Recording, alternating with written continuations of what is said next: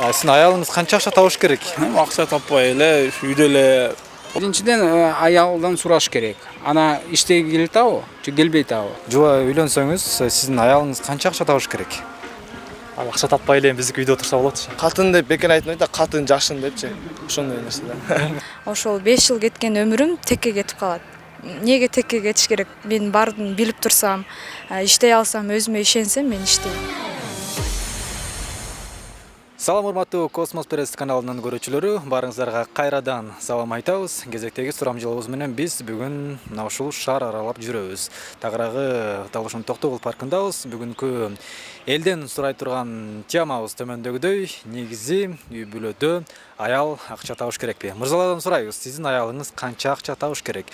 Бул боюнча коомчулуктун пикири кандай? Ошондой эле сиздин да коюңузду уккубуз келет. Ал үчүн сиз комментарий бөлүмүнө калтырып коюңуз. Мага дагы түрдүү пикирлерди айтышыңыз мүмкүн, бирок сиздин сунуңузду, сиздин пикириңизди мен туура кабыл алам. Да, мындай суроо, сиздин аялыңыз канча акча табыш керек? Аялым канча акча табыш керек? Табыш керекпи негизи?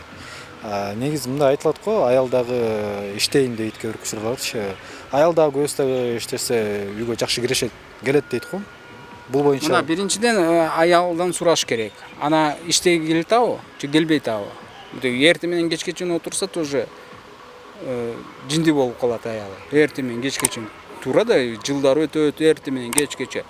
Сураш керек, сен иштейсиңби, же үйдө отурасыңбы? Может, она хочет работать. Может, иштешке келет. Пожалуйста, работает. А так сколько зарабатывает, мен честно не знаю, канча зарабатывает, я не знаю. рахмат. Вот. Сонун пикир болду. Негизи үй бүлөдө аял дагы акча табыш керекпи, же бир эле мырза ганабы? Сиз оюңузду айтсаңыз, үй бүлөдө мындай эки Нет, если там финансовый жактан кыйналып калышса, то экөө тең иштеш керек. Эгер күйөөсү уруксат берсе.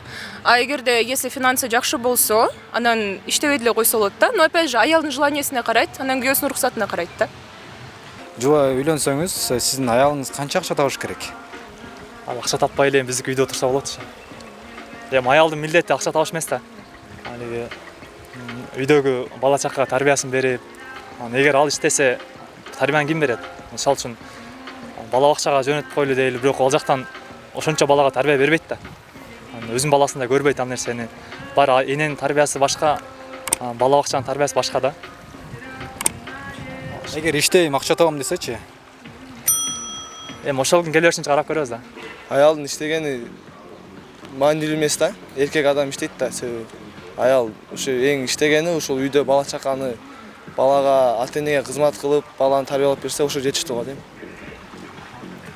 Эгерде иштейм десечи, аялыңыз? Эгерде иштейм десе, үйдө иштей турган иштер бар азыркы заманда. Телефондо иштесе болот, интернеттен сатып иштесе болот, тигип иштесе болот. Ар кандай жол бар да. Онлайнбы, же баандай үйдө заказдар менен кийим тиксе болот, дагы башка нерсе көп варианттар бар да. Сөзсүз эле көчөчү иштеш керек эмес да. Негизгиси аялдын милдети үйдө отуруп бала багуу сиздин оюңузча. Катын деп бекер айтмайт да, катын жашын депчи. Ошондой нерсе да. Табыш керек. Күйөөсүнө жардам бериш керек. Эгер кыйналып жетишпестик болсо, мисалы ишине мен жардамдашканга неме кылам. Үйдө отурганга. Эми азыркы шартта Кыргызстанда бардыгы эле иш менен камсыз эмес да, мисалы эркектерчи. Ошого ишине мен окууну бүткөм. Кийин жолдошума жардам берем деп аракет кылам. Эми аял төрт тарабынан баарына тең камсыздап турсаң, аял иштегиз деле келбейт. Чындыгында. Бар жогу кийими бүтүн болуп турса, тамак ашын алып келип турсаң, бала чакасын багып турсаң, баарын кылып турсаң, ал иштегиз деле келбесе керек деп ойлойм. Эгер аял иштейм, каржылык жактан мен дагы колдоо көрсөтөм десе, каршы болбойсузбу? Каржылык жактан иштейм дей турган болсо, эгерде башка жактарда эмес, эми иштеген толтура да, үйдө деле иштей берет. Үйдө деле мисалы огород карап деле иштей берсе боло берет.